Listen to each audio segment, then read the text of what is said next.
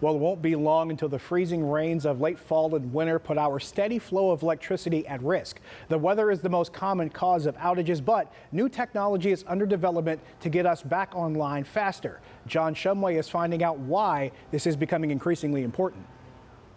Think about your dependence on electricity. We rely on it today even more than we ever have before. Because our world has morphed into being more electric dependent. We have work from home, we have digital learning at school. And so these things it's become much more important to us today, and we're much more reliable. And that makes us more sensitive. Dr. Andrew Phillips' team at the Electric Power Research Institute is working on ways to get ahead of even weather-related power failures, most of which are caused by trees coming down and taking out power lines. Right now, the only way to assess the threat of a tree is for someone to physically go out and inspect it.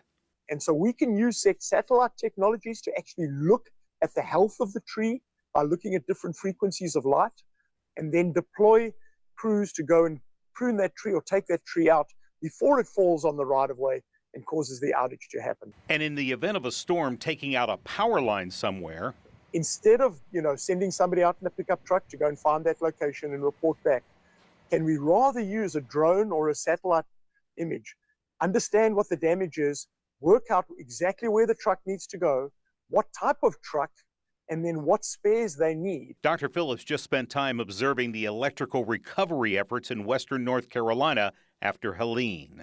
I saw definite applications where if we had deployed this new technology that we're developing now, they could be speeding up recovery in exponentially almost, moving from 16 hours to 4 hours. Anyone who's ever had to throw out the contents of their refrigerator or freezer would be all in on a quicker recovery and get that power back on.